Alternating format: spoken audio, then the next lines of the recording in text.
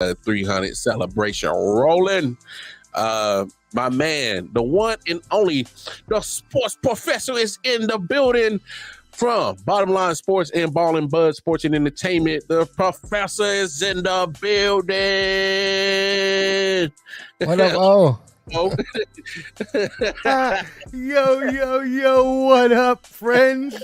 What's going on? You see me in my Christmas spirit? Why?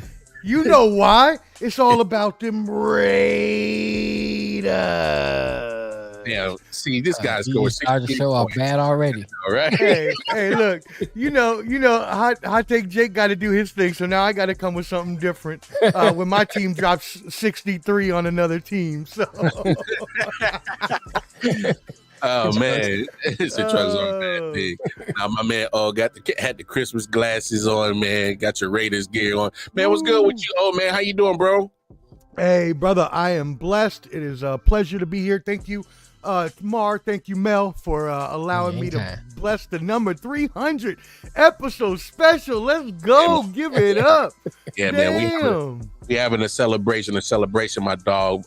Before we get started, man, this is pretty much, we just pretty much thanking any and everybody that has helped us and made an appearance on the first 299 episodes. So obviously you and Hot Take Jake came on as we did the AFC West preview this off season.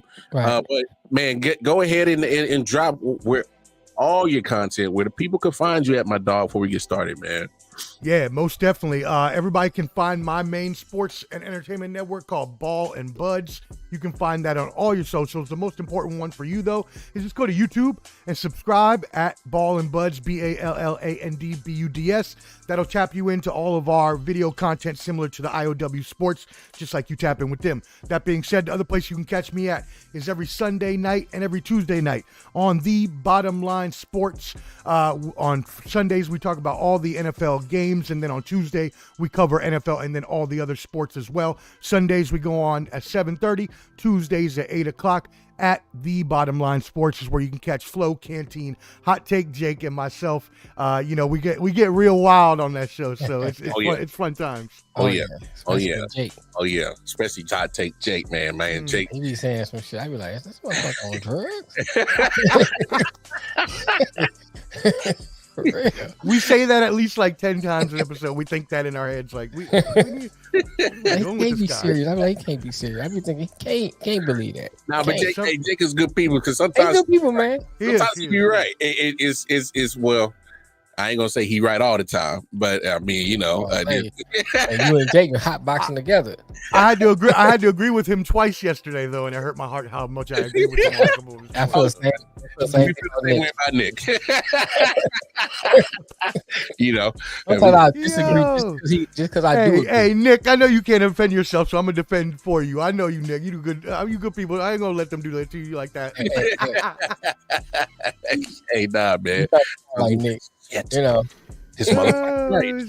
I know you're Puerto Rican, but you a little lighter, close to his color, so we don't. Oh, damn! Wow. Hey, Omar, you ain't got to stand for first. That might be a first. Nah, I'm Puerto Rican, and so I grew up with all Puerto Ricans and all blacks. That might be a first that I've ever gotten. That I'm closer to white than I'm talking about complexion. I'm talking about complexion. Hey, you know, complexion only. In the Caribbean islands, we go from dark like Mar to light like me, baby. My uncle is white with freckles, and he Puerto Rican. So so my great aunts was like that. So you know. Yeah, man. Hey, oh man, you ain't gotta stand for that shit. But so obviously, you know, me and you were talking baseball on the late night owl show. It finally got done. Ohtani got the bag, $700 million, 10 years. And you know what? You brought up a great point when you said how the contract was going to get structured, and then when they dropped the details, that he's pretty much deferring $680 million after 10 years.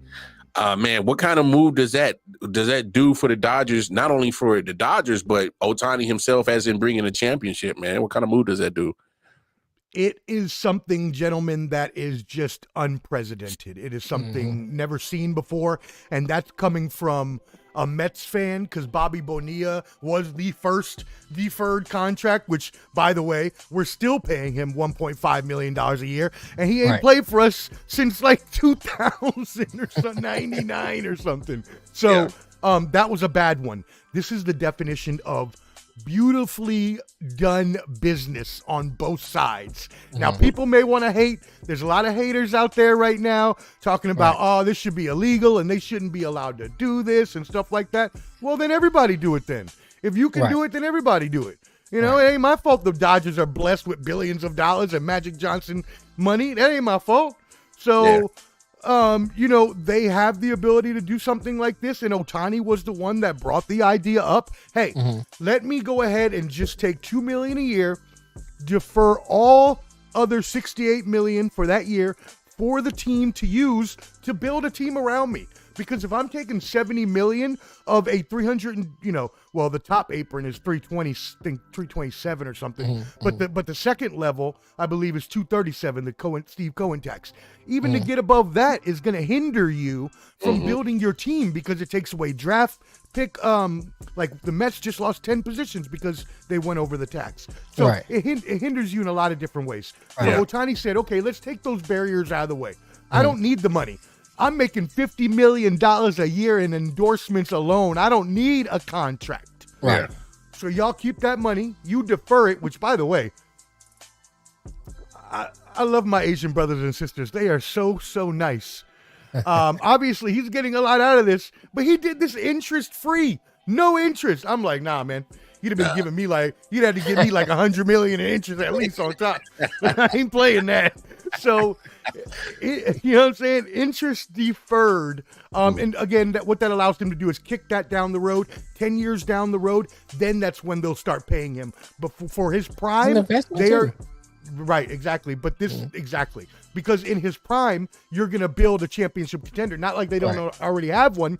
But a lot of people don't talk about this. The other big picture item is Mookie Betts and Freddie Freeman. Both of their contracts are structured the same. So don't let you think that this is the first for the Dodgers. Now, it's not as extreme as Ohtani's, but don't let you think the Dodgers ain't been trying this. The Dodgers are very, very smart at business. And what they've been doing is smart. Yes. I'm glad you brought that up because a lot of people don't know that Mookie Betts got a lot of deferred money too. Yep. So, and if they're deferring if they're deferring a lot of money from their big stars, Mookie Betts is still a top 10 player in the Major League Baseball. Freddie Freeman is still a top 20 player in baseball. Ohtani is arguably the best player in baseball. So when you got 3 top 20 guys all deferring money, bro, I mean, it's estimated it's going to be almost $100 million in savings per year that they can use on other players around the team. So.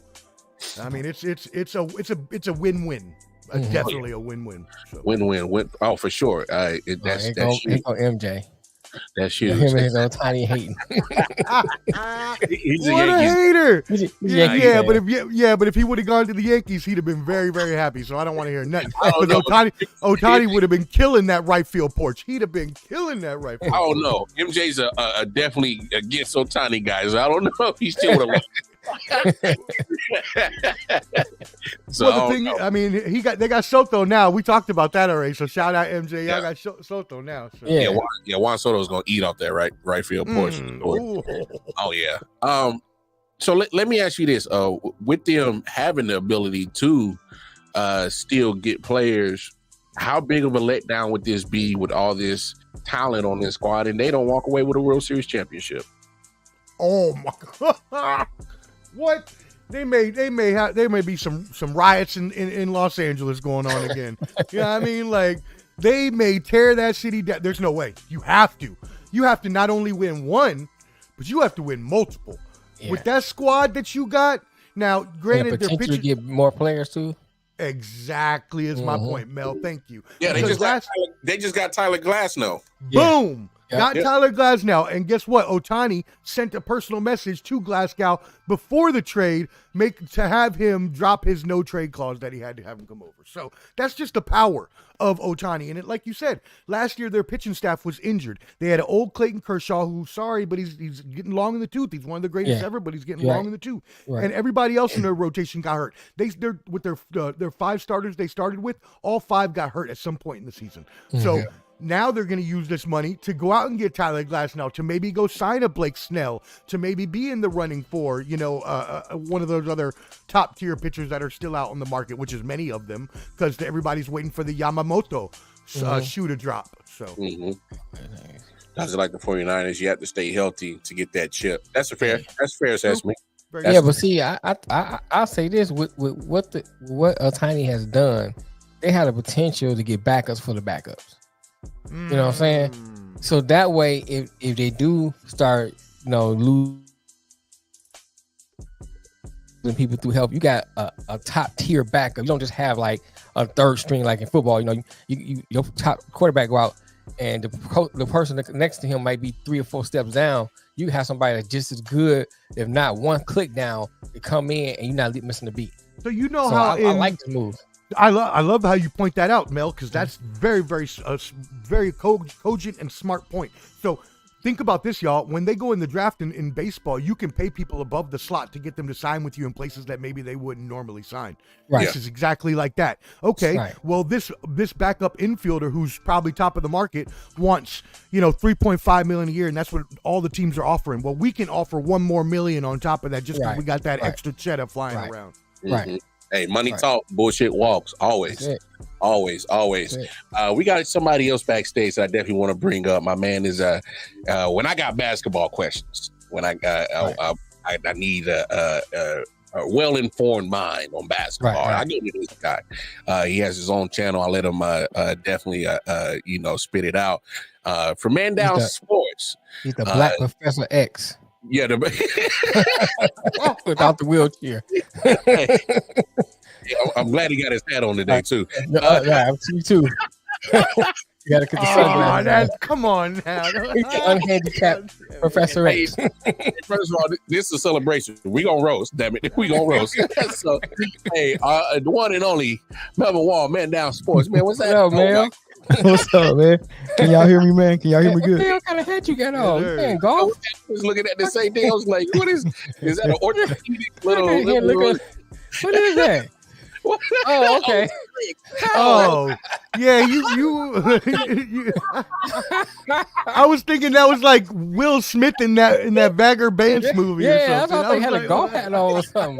Nah. Can y'all hear me? Can y'all hear me? Yeah, we can hear you. Hey man, you had me worried for a second, dog. I was like, damn, is that a neck roll on his forehead? Like, what is that? There we go. Yeah. Let me do the whole show like little puppet. I can't. Oh man, before we get started, hey man, Mel, man, tell the people where they can find all your content, my brother, man. Don't even worry about it. It's all about I.O.W. today, man. Don't worry about my content, man. Hey, find the content here on I.O.W. That's what it is. When I get invited here, that's when you see me, man.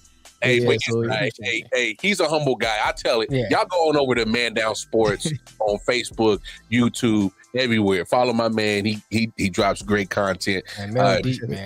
Especially for basketball. If you want a very objective basketball mind, follow that guy. All right. That's where I go to when I got basketball questions. So let's talk about it, man. We got some basketball questions. I brought you on the show a few months back. When the James Harden trade went down, and I wasn't a fan of it. Yeah, I never liked it. Yeah, as he goes to the Clippers, but looks like they're starting to find a little chemistry down there in LA. What did we say that day? I can't even remember what we talked about when the trade went down. What did I say? Oh man, I can't remember, man. I had to go back and look. They look good though, right? 7 game stretch, I think. Yeah, they might got the longest win streak in the league right now. Yeah, so they look good. It started with Westbrook deciding, you know what, to stop all the confusion, I go to the bench. I let Harden have my minutes, You know what I'm saying? I be the guy coming off the bench, be a 6-man, which is not a role that can be overlooked because we had so many great 6-man like Ginobili and all that stuff, and Ginobili's going to the Hall of Fame, man. So you can still be great in your role and come off the bench and be a 6-man, man. It's not nothing to sneeze at. So that's good. They're doing good. Harden, I watched some of the game the other night, and I seen him on a closeout. Someone was at the 3-point line. I seen Harden on a closeout. Whoa. And he did it. Yeah, he closed out, and all the principles that you teach a kid when they closing out, everything. He did all of it. Did and it to I a was team? like, wow, yeah, it wasn't no laziness there. I was like, wow, yeah. So it sounds like Ty Lue got them locked and loaded, and they bought in, and they got a lot of insurance policies to deal with some of the injuries that they have dealt with. Because if Kawhi go down, you still got 3 guys that can get you.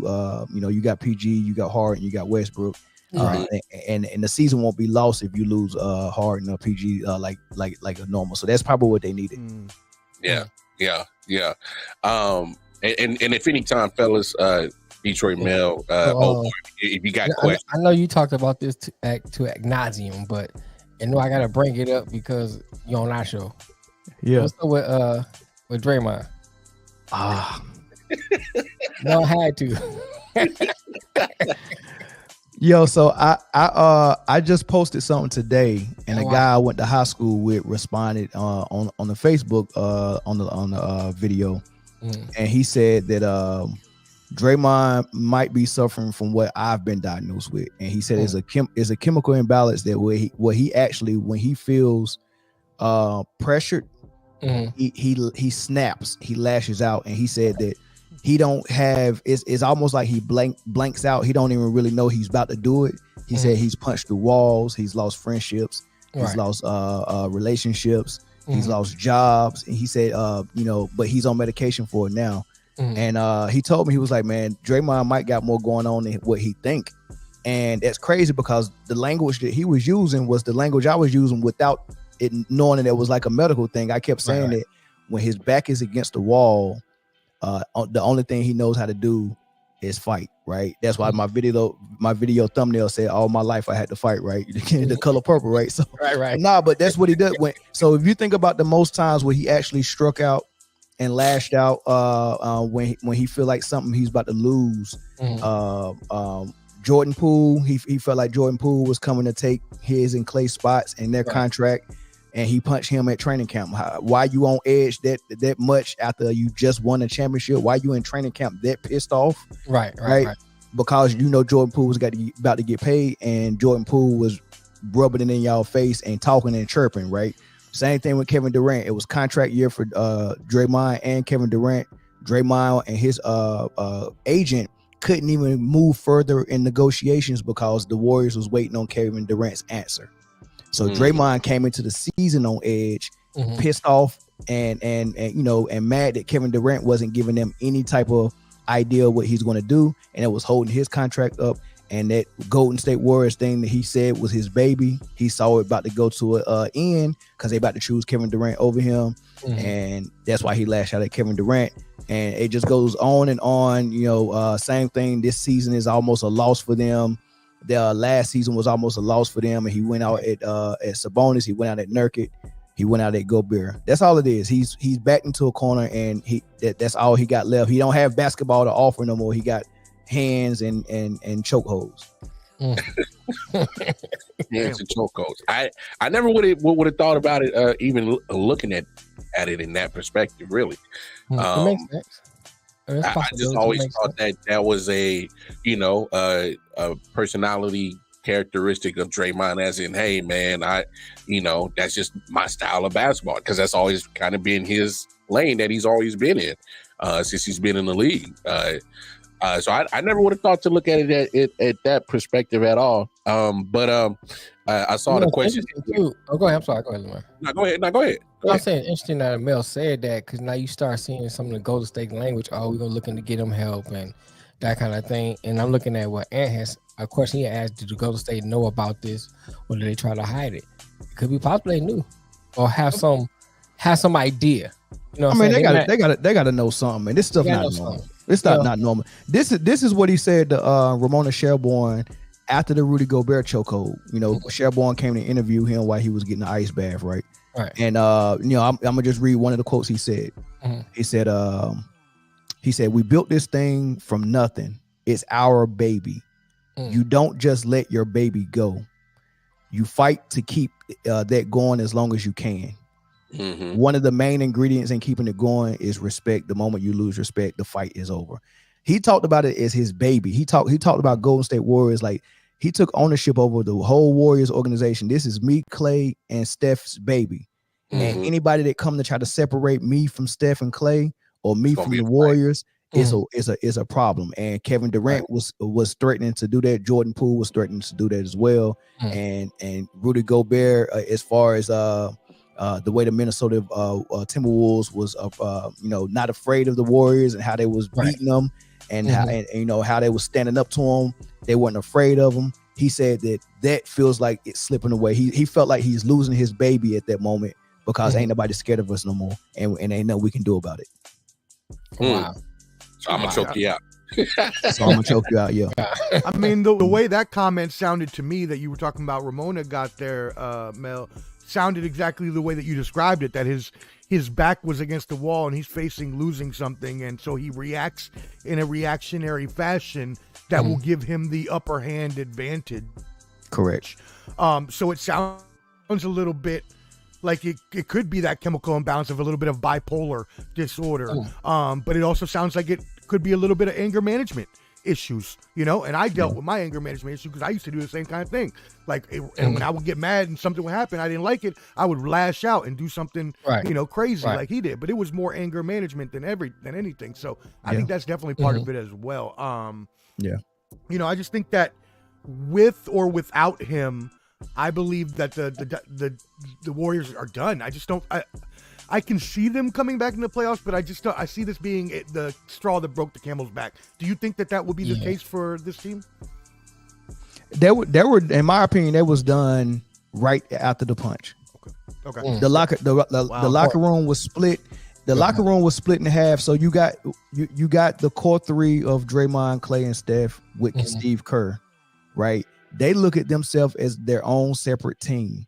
Now, that probably wasn't an issue at first because everybody kind of got a dynamic like Jordan and Pippen, like Kobe Bryant. He took his own jet sometimes. He didn't, he just did certain things.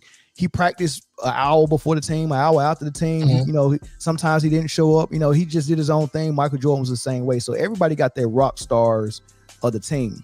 But when you do anything to make it feel like it's two separate teams and it's two separate standards, that's something that you can't fix once that's visible, right? So when Draymond punches Poole, who was a newcomer, who is out of all the newcomers, he was the best one, who was averaging the most points, who helped the Warriors get the most wins in the playoffs and in the championship, along with Wiggins. Those are the newcomers, and it was obvious that Bob Myers was trying to bring in newcomers to replace the old guys, which is the natural progression how it's supposed to be. Because if you look at how Steph, Clay, and Dre rose up, who was the old vets on their team? I.O.W, Leandro Barbosa, David West, Sean Livingston, well before after Monte. So you got Barbosa, West, Iggy for sure, and Sean Livingston.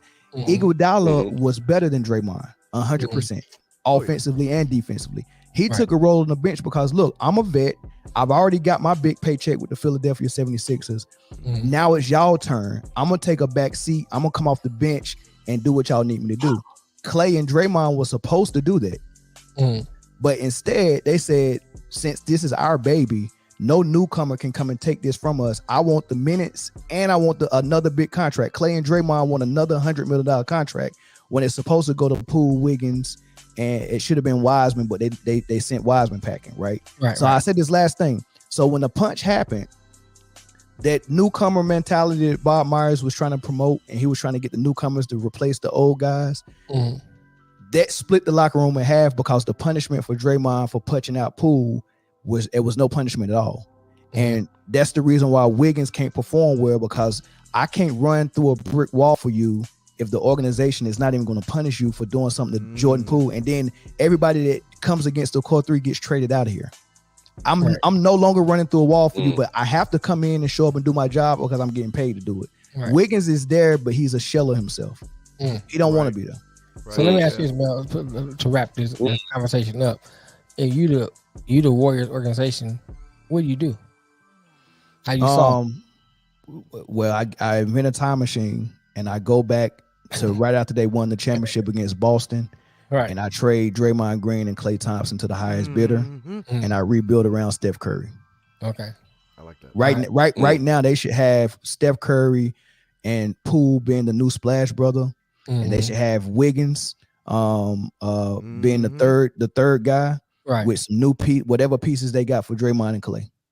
And so what I'm hearing, really quick, gentlemen, what I'm hearing is everything really comes back, and because I thought and I said that there needs to be some sort of blame held with Steve Kerr, but now that we're talking more and more, I think maybe more blame needs to be put on Steph, because I think maybe he's really the one that's pulling the strings and making this whole machine work, and maybe we need to start assigning blame to him for the dynasty dying. What do you say to that?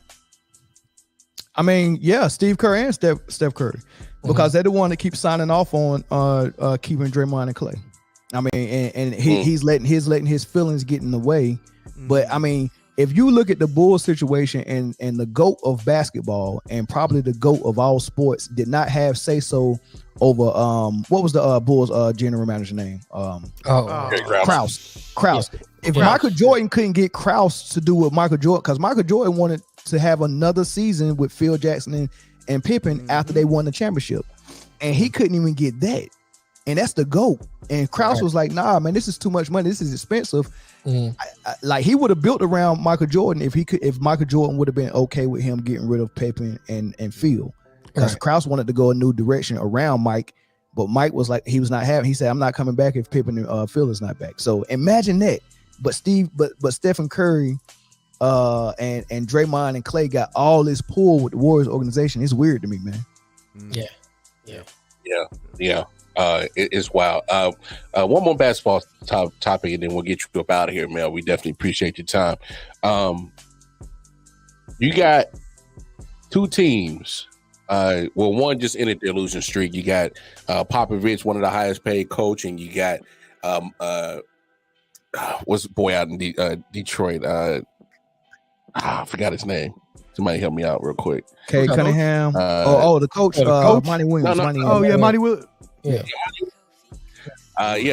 Two high-paid coaches, and Detroit got a losing streak up the wazoo. San Antonio just lost a 18-game losing streak. So you got two long-ass losing streaks with two of the highest-paid coaches, man. How do situations like this happen, man? I don't know. Well, Monty Williams is coming into a situation where he's taking on somebody else's project. Like this is it's not. He hasn't had a draft yet. Right, he hasn't really had a real free agency yet. I think he just buried his wife last year before he took the job. So he didn't come in and able to pick his players. So give him some time on that. Yeah, they look bad losing 22 straight. They got to do better than that. But give him some time on that. And Pop, we know what Pop is all about. And he's gonna let them go through these growing pains. And he's gonna get another draft pick. And then he's going to get another free agent, and then San Antonio will be fine. The issue I see with San Antonio right now, though, keep your eye on the fact that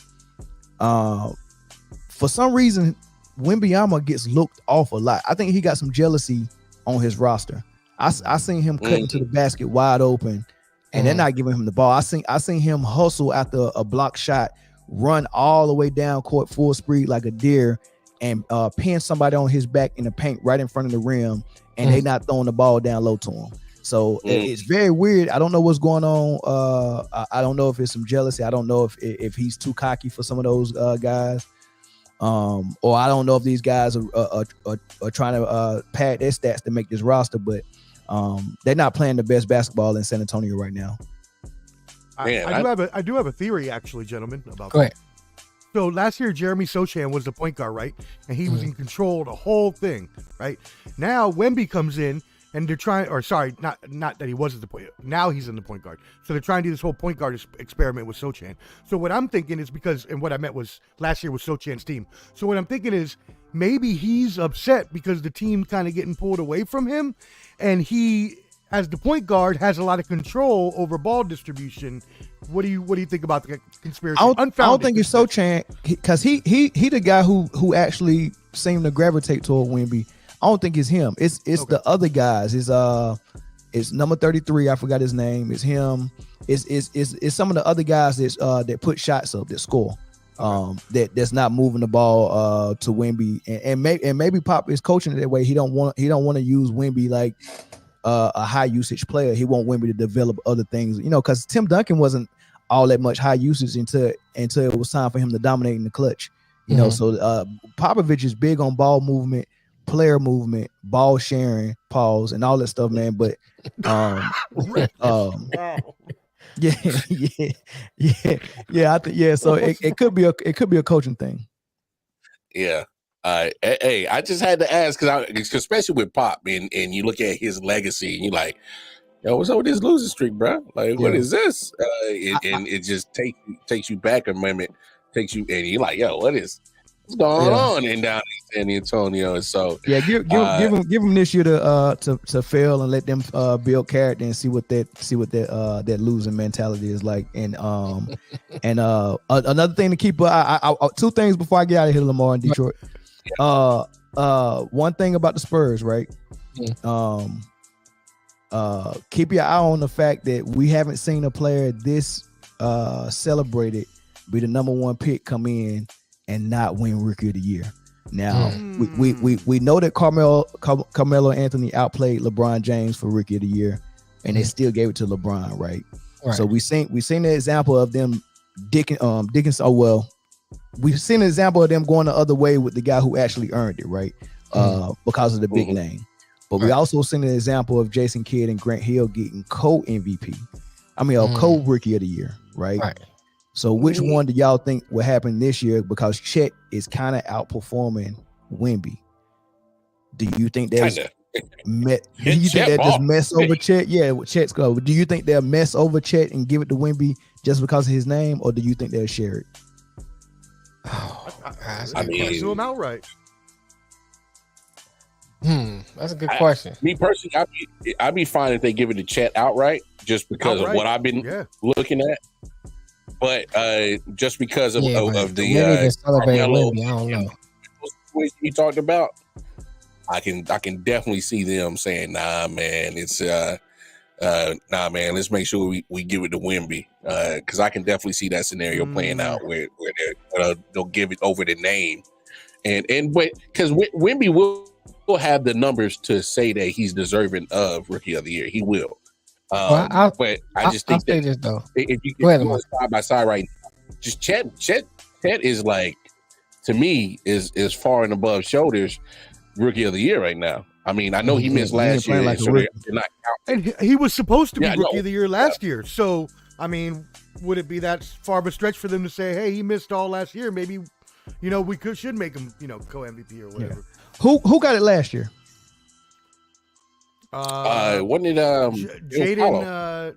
Paulo back there. It was Paulo. Oh, I'm thinking Paulo was in his third year. Paulo got it last year. Dang, he was a rookie last year. I thought he was in his third year. That's amazing that Paulo in his second year, he's doing what Carmelo Anthony did with the Nuggets, because Carmelo came in number 3, number 4 pick, went straight to Denver and took a team that was a losing team straight to the playoffs. Right? That's something LeBron couldn't even do. Right? And Paulo comes in as a rookie last year. They stunk, right? Like the Spurs stink right now, but now they're a playoff team. They didn't even add much to that squad. It's him and Cole Anthony, and Isaac got healthy. They got Wendell Carter Jr., but it's pretty much the same squad from last year. And you got a second year player. They like number 3 in the East, number 4 in the East. That's amazing. Right. Yeah. Yeah, they doing their thing. Hey, as always, man, I always got to talk to the basketball guru. He's he's the sultan of the orange leather ball that I talk to when I need, basketball little insight. So, again, y'all go check out Melvin Wall's content. Him, Jay, Chris, Zoe, Man Down Sports. Tap in with their YouTube channel, man. Great content that they provide, man. Hey, ain't gonna take up too much of your time, my brother, man. I appreciate you. Always appreciate you. So, all right, man. Go do your thing. Good to meet you, big dog. Hey, pleasure to meet you, brother. Hope to talk with you again soon, man. Oh, before you go, Mel. Before you go, I want to say this about Mel, man. Mel is a genuine dude, bro. He looks out, even and he don't take any credit. He kind of do it from the background, huh? What you doing? You doing the sentimental shit right now? No, man. I mean, I believe in giving people their flowers, bro. I know I like to joke and have fun. We don't do it. We don't do it. You know what I'm saying? Because exactly what you're about to say, I probably feel the same way about. I think that we should give him his flowers, man. I think Mel does. When we first met him, he was promoting our channel, and he was still building his. He didn't have to do that. You know what I'm saying? He was still building his. So I never told him. So I tell him I appreciate you, man. Appreciate everything you do. Y'all check out Mel's content, man. You know, not only he's a good basketball insider, or not insider, but for information, he's a genuine dude, and I like to support people who are genuine. That's why I like O2. All right, I'm done with that. All right, bro. I appreciate y'all, man. I catch y'all on the next event. All right, Mel. All right, Mel. All right, Omar. Peace. All right, brother. Yep. You will. Yo, for real. Wait a second. I ain't never seen a sentimental Mel. All of a sudden, at episode 300. I'm back now. Fuck you, AP.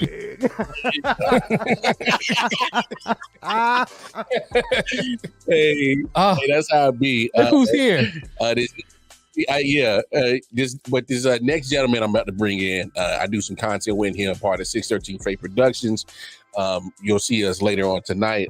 We do the weekend sports recap. We might switch it up. We usually do the Twitter Spaces, but we might actually do like the visual, kind of like we're doing right now.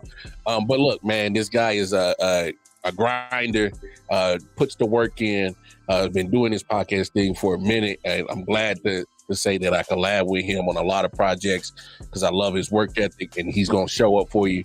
Hey man, the one and only Double J Jones, Jake and Jiggy. What's up, brother? Jay? What up? What's up? What's happening? Let's make a toast. 300 in the building. Let's go. Yes, sir. 300. We in there, man. Double J, man. Hey man, I hate to do this to you. I mean, you my brother, but I love you, dog. But hey man, your boys in Tennessee let me yesterday, man. What's up? So they messed the money up last Monday night for all the gamblers, and then they messed the money up again yesterday for all the gamblers. That's just what Tennessee is this year, man. Like, I can't call it, man. I don't know what it is, man. When I pick them, they lose. When I don't pick them, they lose. Like, I don't know what I can't call it, man. It's tough right now. And they look so good yesterday too in the Love You Blues, and they took an L, bro. Tough, man. Tough. That's when we definitely shouldn't have lost. Right. Man, it's wild. It's crazy like that. Man, appreciate that. Shout out to Mike, part of Man Cave. He's been on a couple of shows, giving us insight about the Cleveland Browns. Matter of fact, Mike, I'm about to send you the link over on Twitter. So if you got like 10, 15 minutes, hop on. But definitely shout out to Man Cave. Y'all check out their content. Good people for sure. Right. But man,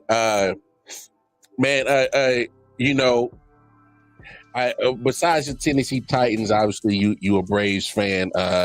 What kind of moves you think y'all gonna make in the offseason? I mean, there's people flying off the board. Juan Soto go to New York. Ohtani go to LA. Yeah, he just moves up the road. What's up? What are you hearing with your Braves, man? Are y'all doing something? Y'all gonna make a move? What's up? Yeah, we've made a few moves. I know we recently made a trade with Seattle. Recently, I think his name was Jared Clinic. It's not no big names, of course, like Juan Soto and Ohtani, but we're making some moves. I think we just signed Matt Carpenter. I didn't even know he was still in the league, but we signed Matt Carpenter. But I think really we don't really need too much. I think we just need more pitching. Pitching is what we that's what we need. We got the bats. You know what I'm saying? We got what we did last year was an amazing thing offensively. Mm-hmm. We broke a lot of records and things of that nature. Got into the playoffs and we just froze up. But I think we're not gonna make a lot of moves. I'm looking to see us get more pitchers and to get some of our relievers back from injury last year, because we lost a lot of people on injury last year as well. Right. So seeing Ohtani go to the Dodgers, man, that shit hurt my heart, man. You know, I'm a real big Ohtani fan, but hey, more challenge to the basket. We got to deal with Philly before we can even think of LA right now. Yeah, that's a fair point. That's a fair point because I think last time me and you had talked, Philly has kind of putting you guys out the playoffs the last couple of years. Kind of. They did it. They got us about the way. I know we just signed a pitcher from the. We signed another pitcher. I think his name is Ronaldo Lopez or something like that. So we've been making moves. We've been signing people. It's just not the big splash players like the Yankees and the Dodgers. Yeah, no doubt. And definitely what I really love and appreciate about Jay, he shares the love of women's basketball just as much as I do. So give us some names out there of real basketball heads who's been turning heads out there in the basketball world, whether it's WNBA or college ball, man. Go ahead, drop some names out there, my brother. So you know my girl Juju Watkins. I'm a huge fan of Juju Watkins out USC right now. She's definitely balling. She's hooping. It's another young lady too. Man, I just found out about her. She plays for Utah. I can't think of her name. I feel bad. Let me see if I can find her name. But she's heavy set, like a Hawaiian chick. Yeah, man. She's nice with it. She nice with it, man. Yeah. She's been balling. Of course, you got the Angel Reese's. You got young lady from Notre Dame. Her name is Hannah, something with an H. I don't know if I'm gonna mess the name up, but she's a freshman as well. She be hooping as well. My girl from North Carolina, Deja Kelly, I believe. So it's a lot of Wally, man. Fuwali's been balling, but I know I haven't seen her last few games, but she hadn't been getting that much clock for some reason. I'm not sure why, but she's been coming off the bench. I've been seeing her come off the bench more than anything. Yeah. But she still, like I said, when I was watching her, maybe about a week or two ago, they were wondering why she wasn't on the court as much as she normally, I guess, is supposed to be. But yeah, she definitely, she's a hooper. But definitely, hey. Hey man, I'm trying to be nice, man. I'm trying to be nice. I won't say the fat bitch, you know what I'm saying? I'm trying to be nice. It's a 300 show, man. You know what I'm saying? That's hilarious, man. How do you feel about the UCLA Bruins out west? Because they're a surprise team. They're ranked number 2, right there behind all the heavy hitters, or right there beside the heavy hitters, rather. I haven't got a chance to check them out, but I've been hearing and I've been seeing clips on them. I need to actually check them out, but obviously that's a surprise. I mean, I don't think anybody that I know of had UCLA up there at number 2 this early in the season. So man, shout out to UCLA, man, what they're doing. Yeah. I gotta check them out, man. Do they have a specific player, or do they just have? They got. I'm a UCLA fan. I have been all my whole life. Okay. They got Kiki Rice out of DC last year. She was the number 1 prospect. Right. And then they got Lauren Betts from Stanford. She transferred over, and she's that 6'7" center. She's been beasting all year long. Hold on, you said they got somebody from DC? Yeah, Kiki Rice from Sidwell Friends High School in DC, where I'm from. Okay, yeah, I'm in the area as well. So okay, yeah. So I figure you might be in South Carolina with the other stuff going on, but no, man. With the Tennessee and Braves, it's usually you're in South Carolina, North Carolina, or Tennessee. It's crazy because all of my teams are different. Like I'm a Michigan Wolverines fan, so all my teams are all over the place. Yeah, go blue. Go blue. Hey, man, y'all, man. First of all, because I've been on Jay's head about it all season. Fuck you, Lamar, before you start. Okay, go ahead. Hey, free four, man. Motherfuckers being on this goddamn Jim Harbaugh free four shit like Free four, man. As if he was dead or something. Right. Yo, all he did was violate some rules, and we gotta act like this motherfucker dead or something. Whose fault is that? Free khaki pants, man. Free my man khaki pants. He had the t-shirts talking about free hardball and shit. Yo, you remember the assistant coach was crying? He's out Yeah. Yeah. Oh, y'all thought he was crying then? Wait till we beat Alabama. Oh, whatever. Ooh, he will be crying his ass off. Now Jay. I gotta speak it into existence. Hey man, look, Brady did it back in the day. Come on, you know better damn well the way that y'all saw it in our faces, on y'all faces when they said, I told y'all what happened with that, man. I told you what happened with that. It was tape delay. Yeah, nah.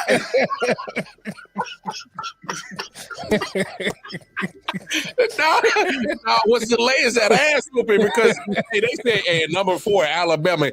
I didn't hear y'all clap. I didn't hear y'all. Nope. Y'all didn't hear y'all jump. We felt for Florida State. We felt the pain for Florida State. We was like, damn. We was like, hold on, damn. AP. They really gonna do Florida State like that? They gonna Vaseline Florida State like that? Mar. The best part about it, Mar, was like 5 seconds after when they realized, oh man, we look like some punks. They was like, woo, yeah, let's go. And started walking out like, nah. That was part of the script. Y'all ain't get the script. Yeah, whatever. They ain't get the script, man. They ain't get the script. They ain't get the script, man. Yeah, script my ass. Them motherfuckers said, and number 4, Alabama. Y'all was like, oh shit, god damn. They said for the script. I said, what we gonna do with that? Hey, Omar, you see Ant's comment? He proved my point. I did see that. I did see his comment. You start wearing a shirt. I'm not white. I'm Puerto Rican. Right, like damn. Actually, I got the African blood in me, and you out here trying to tell me I don't. What's happening, brother? I don't know. We on the same side, buddy. It's all good, man. Every Puerto Rican, my aunt, my mother, everybody always be like, "Oh, this is my little white one," you know. So whatever. Hey man, whenever this damn shit goes down for this national championship game or this playoff, hey man, I'm telling you right now, I think Michigan is under the most scrutiny, and only because of this. You look at the all the noise that's been around you all year, and you already know what they're gonna say. It's like, well, what the hell they deserve to be in there? This man's been suspended twice, still under NCAA investigation, and you got undefeated Florida State sitting on the sideline. Michigan, to me, under the most scrutiny to make sure that add Florida State to that mix though, by far, because because Michigan is undefeated too, so you can't add that part to it. I think that's irrelevant. But other things, I give you props for, but the other one that's irrelevant. Okay, that's fair. That's fair. But I will say this. I don't disagree with you to a point because, before the season started, everybody talked about the recruits that they was getting in, how much this was one of the best recruiting class they had in a long time, and they're supposed to be going far, and so far they have, but just going to the playoffs and you already went 2 years in a row and kind of had an early exit, and now you top of that with having some of the best recruits, you have to go at least to the championship. To me, you know what I'm saying. So I can understand that you're saying they under a hell of a lot of scrutiny. Plus with the hardball stuff on top of that, you know what I'm saying. Mm-hmm. He gotta win that joint this year. He gotta win it, bro. Yeah. He's won. I think he's not gonna be. Go ahead. Oh, go ahead. My bad.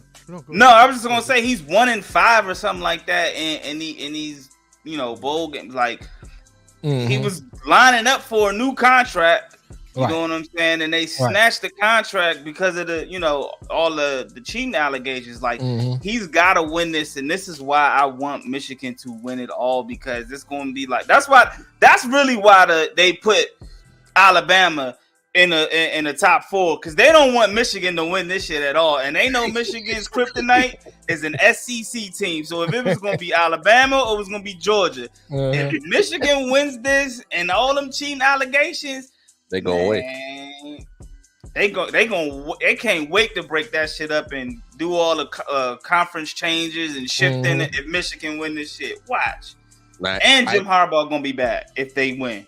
I mean, he been hitting some last couple comments he's been making, hinting around him coming back, but then that could just be smoke and mirrors too. So, hey, that brings me to my next question, and obviously this is geared towards Detroit, Mel, and Jay, but definitely jump in here and chime in. My theory is if Michigan gets puts out by Alabama, I think the rest of the NCAA investigation continues. They're gonna probably drop a answer and probably another suspension, and then I see Harbaugh just bailing out and just be like, nah, man, damn y'all suspension, damn Michigan, I'm going back to the NFL because there's some jobs that's already open, waiting for him to come get them, and they're definitely for sure gonna put Jim Harbaugh at the top of that coaching list, and I just think I just got a theory. If they lose this game, the NCAA is gonna say, "Hey, yeah, man, here's some bowl bands, here's some scholarship bands," and Harbaugh's gonna say, "Yeah, I'm gonna take my khakis and I'm out." It's just my theory. What y'all think about it? Go ahead, Jay. I think there's some truth to that. I'm not gonna argue that because every year seems like his name comes up for coaching jobs and whatnot. So I wouldn't be surprised if that happens. Especially if we lose and we lose badly, like he's probably definitely gonna get up out of there quickly. So I wouldn't be surprised. You hate to see it. He's probably been the best coach we've had in recent years. Obviously, he brought the program back to life. But I wouldn't be surprised if the Chargers went after him or the Panthers or somebody like that. But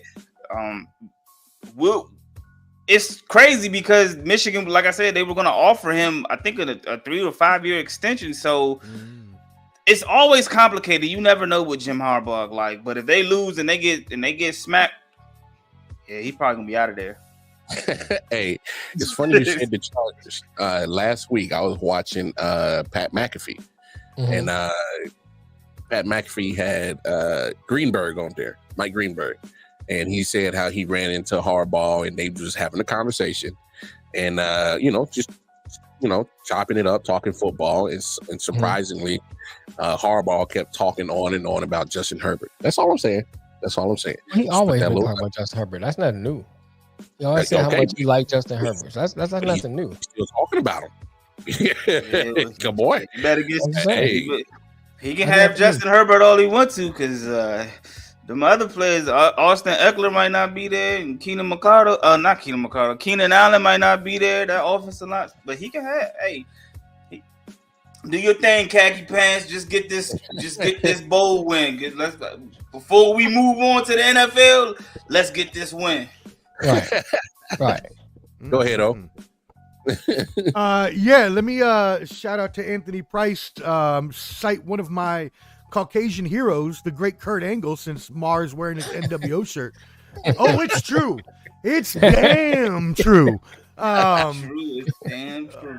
Harbaugh is gone either way, win or lose. I picked him to win at the beginning of the season. I think they still do because I just think they have the superior team, as was mentioned, just a more complete team, kind of like the 49ers right now. But I think win or lose, he's gone. So I agree with what you're saying, Mar. I think that there are machinations being pulled in the behind the scenes. But yeah, either way, I think he's NFL for sure. What you say, Mel? I don't know, man. I like I said, all the rumblings have been talking about lately been talking about staying, but it could be smoke and mirrors. I mean, what the outcome could help, change his mind or change it, make his decision different. I think that to me, if somebody who's a Michigan fan, been a Michigan fan all his life, and know the history of this university, especially when it comes to the football, they have a rich history when it comes to football. And they have not had that for a long time. You look at the Brady Hoke years, the Rich Rod years, that's a blemish on the record. That's a blemish.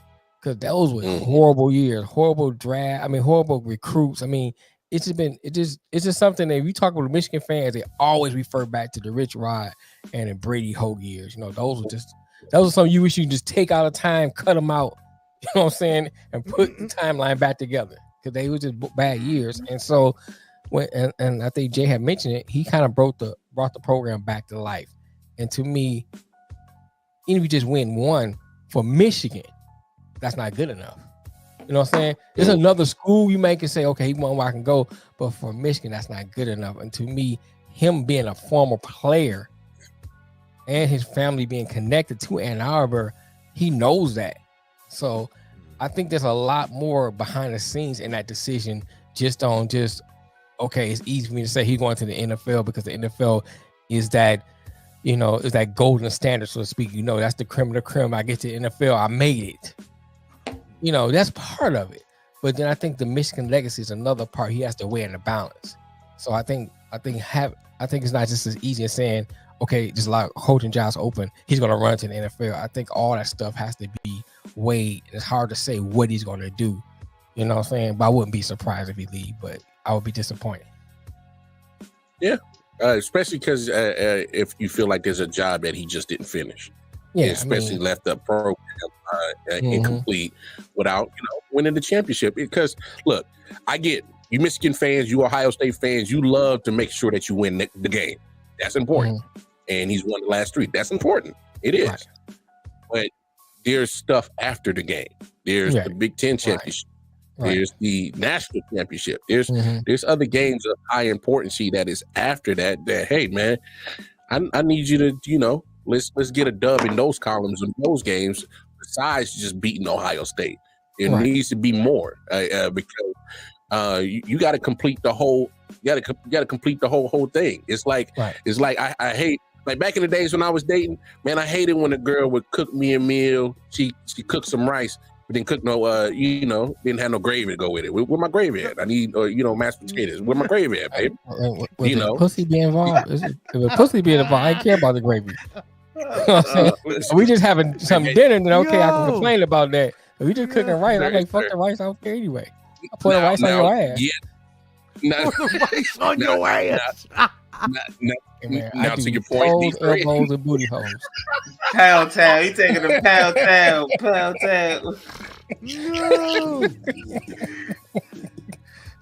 I can't. Now to your point, sir. Continue. More? You are correct. I don't care about the gravy for my rice and mashed potatoes if it ends in the punani. You are right. I just want to make sure. I just want to make sure. You know what I'm saying? I just want to make sure. I mean, but you need to be proper. You need to be properly nourished in order to give it some good time. Some protein. I gotta have rice. Protein. Rice. The rice is starch. You don't need that shit. Oh man. You stupid as shit, yeah. Hey, yeah. Yes. So you saying I just need to eat a few granola bars before I get in there? Granola bar, you know what I'm saying? You just killed my whole analogy window. The muscle milk, that's all I need. Oh man, reckless. That is reckless. That is so reckless. Hey man, hey P man, don't give him no more ammunition because y'all you just killed my whole analogy window. But I'm just saying, I'm sorry, you were saying, sir. No, fuck it. You didn't kill it. Continue. You were saying. What I'm saying is like, hey, for instance, TV shows. We all watch TVs. Yeah.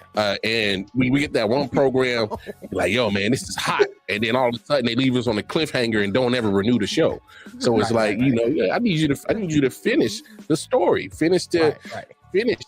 Like, cause, Jim Harbaugh, it has, especially for you Wolverine fans, have given y'all something y'all haven't had in a long time. He gives y'all hope.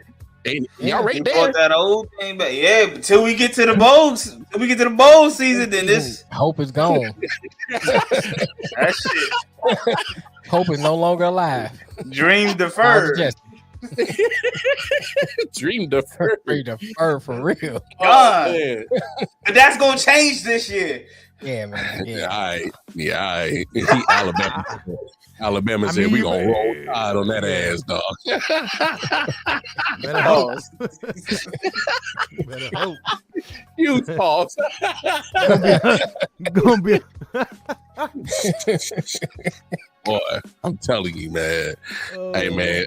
Hey, the moment I saw them put Alabama at 4, I said, "Oh man, y'all hate Harbaugh, bro. Y'all you already know. You are. Yeah, they did that on purpose. Right. If it wasn't Alabama, it was gonna be Georgia. Florida State had no shot. No chance whatsoever. No chance. None. And my problem with it is they went in too expectant too. Like y'all should have known y'all had no chance. Instead of sitting there crying about it, just come to grips with it right when you know it's going to happen. Right. Oh no. Right. Well, you saw the coach. The coach knew. The coach knew. Coach, He's like, man. Right. He's like, the best I can do is just try to keep my guys calm because this shit about to get ugly, dog. Because they if you seen him though, he went immediately into counseling mode. He was like, it's all right, gentlemen, it's okay. Yeah. Right. He was straight into counseling mode because he knew what's up. Then the boys was about to, get their heart broken, man. So I mean, it's just one of those things where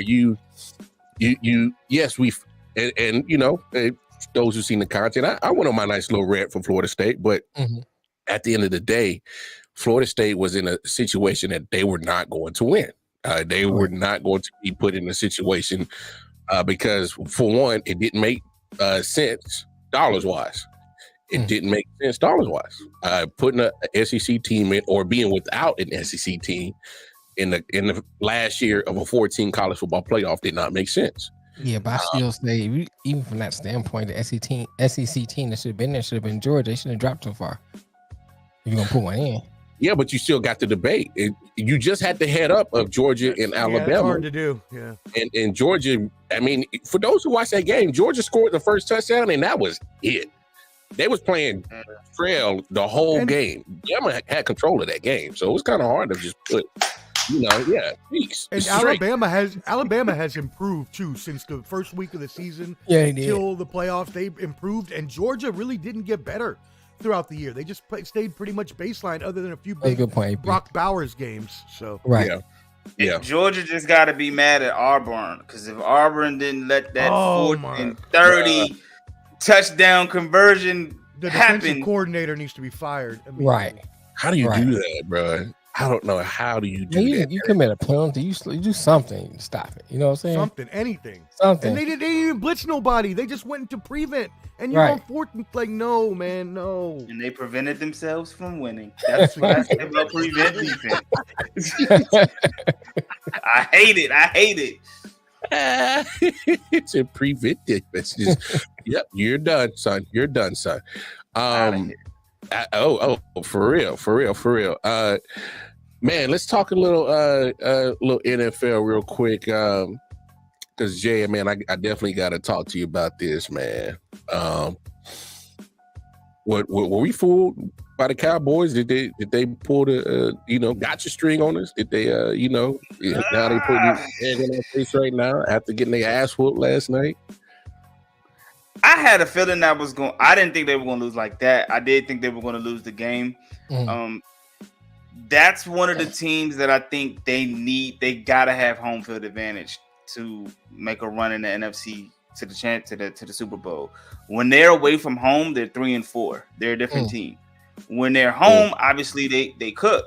So it's like, man, I don't know what happened yesterday. Like, Buffalo looks obviously a lot better since they fired Ken Dorsey, and they're running the ball a lot more. And James Cook was cooking. Like, he was cooking with fish grease last night. Josh Allen has been a lot better with the football, and that Buffalo defense has played like we used to seeing. You know what I'm saying? Dak, they had a few turnovers. They had some missed opportunities, man. But I think Dallas would be okay. They have a tough schedule. I think they got Miami somewhere down the line. They got a pretty difficult schedule, but when they're away, they're a different Dallas team. When they're a different Dallas team than when they are away from Texas. So if they get in the playoffs and they got to play on the road, It may be in trouble. Trouble, to back Jay up. To back Jay up, let me go ahead and be the professor and help him out with some more stats there, because I did this last night on the show. They're averaging 40 points a game at home. They're averaging 22 on the road. Dang. Their defense is only giving up 15 points at home. They're giving up 22 on the road. So as Jay said, that's a problem, yo. Yeah, that's a big problem. Trouble. That's a big difference. Trouble. Yeah, man. They Dr. Jekyll, Mr. Hyde. Man, that's hey man. Yeah, they got me, because I ain't even gonna lie, dog. I fell for the okie doke. You know, it was that ugly chick. They got the great round mound on her. You know, Right. So, She turn around. You like, man. Yeah, this is turn around. Well, I don't think I did that. I don't think I ever did that before. I don't. He think so. said she got an Adam's apple. Get it, Jack. Nigga. Really? Hey. He said Janet Jackson, more like Freddie Jackson. Right. And once again, fuck you, AP. Hey, bro. Hey, I ain't even gonna lie. I don't think that's ever happened to me, though, Jay. I'm glad it hasn't. That ain't never happened to me neither. But in these days and times, boy, It's more common these days and times. Now you have to be you careful. got to be careful. Everybody switching lanes, switching teams, everything. Hey, man, it's gonna be a day in time, bro. Hey, there's gonna be a day in time, bro. We gonna have to start walking around with just like the whole birth certificate on your forehead. Let me read it real quick. No. Now they passed a law. You can change your birth certificate, bro. Damn. What? Wow. Yes. No way. You can change your birth certificate. That gotta be in Detroit. That gotta be in Michigan. This world done gone crazy. No, they get ready to pass. I don't know if they getting ready to, or they have already passed it, that you can change your birth certificate. Yeah, They've been floating around for a while talking about it. Yes, let me know where that's at, so I make sure I do not show up. It's gonna there. be a federal thing. It could be on the state, not state. Nah, that's let me know when that goes through, so I can go ahead and pack the whole crew up. We going to South America, bro. Yeah. Stop acting like Hey, man, I can't over here keep getting. Nah, man, I need to. I'm gonna ask y'all a question. Hey, Jay. Right now, who would y'all have as coach of the year? Oh, it's gotta be my man down in Texas, in Houston. D'Amico Ryan. D'Amico Ryan. Yeah. Nobody.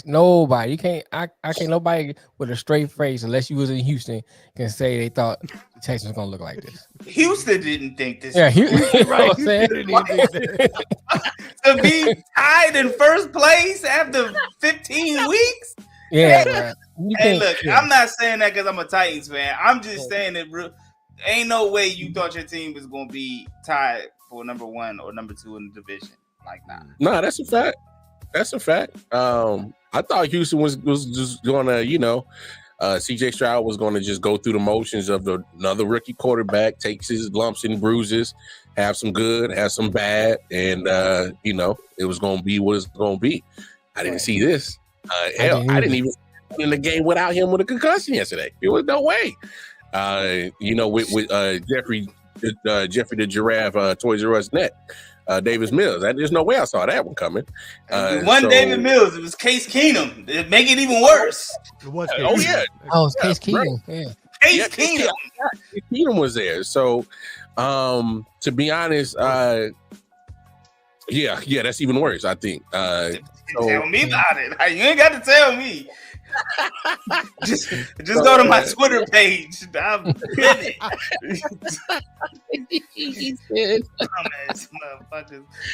Oh man, no, that's wild. But for real. Another guy that's gonna join us. He's been on the show a couple of times too, representing D-Man K podcast. Been on here a couple of times. You'll recognize his face. Big Mike, what's happening with you, big dog? Hey, what's going on, y'all? What's going on, man? What up, brother? Before we get started, man, go ahead and tell the people where they can find your content at, my brother. Hey, listen, you can hit us up at the Man Cave 8172 on YouTube. at the Man Cave 10 on Twitter and TikTok. And of course, hit that Facebook at the Man Cave 1022. That's what's up. That's what's up. So, man, Mike, man, I got to talk to you, man. I know you're a big Cleveland Browns fan. How the hell are y'all still winning football games down there, man? We got that dog in us. That's what this is all about. We out here doing everything. It's not next man up. It's next dog up. And that's what we keep on doing. I spoken like no a true pun fan. intended. Right. Dog I fans, spoken like a true fan right there. Nah, man. I just think it's you know, a dope accomplishment that the Browns are in this situation where they are, you know, in playoff contention. Injuries out the wazoo on both sides of the football. Offensive line has been destroyed. We got the hospital on standby. We literally call them before every game. We say, hey, man, we might have 1 or 2 people coming there. You're going to have to do some surgery. We done for the year, man. Hey, I was gonna say Kevin Stefanski got to be nominated as a coach. That's what I. Thank you. Listen, it was That's funny. not a bad take. He talked me Not a into bad that the take. other week. Finally, I'm like, you know what? 26% of our salary cap is literally on the injury, season ending. They're done. They're gone.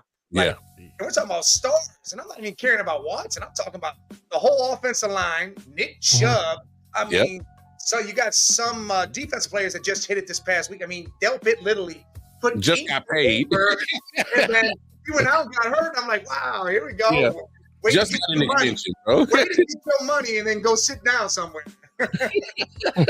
Crazy. So let me ask you this, Mike. Obviously, you being a huge Browns fan, where you at on Deshaun Watson? I mean, you give the Texans a haul to trade for him, as in picks. You give him the astronomical guaranteed contract money.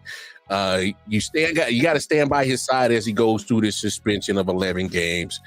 Didn't play well in the 6 games that he did last year. Come in this year and had a rocky, little go at it, and then he's out for the year. So kind of give everybody like a thought process on where most Cleveland Browns fans are with Deshaun Watson. Like is there got to be a little bit amount of frustration?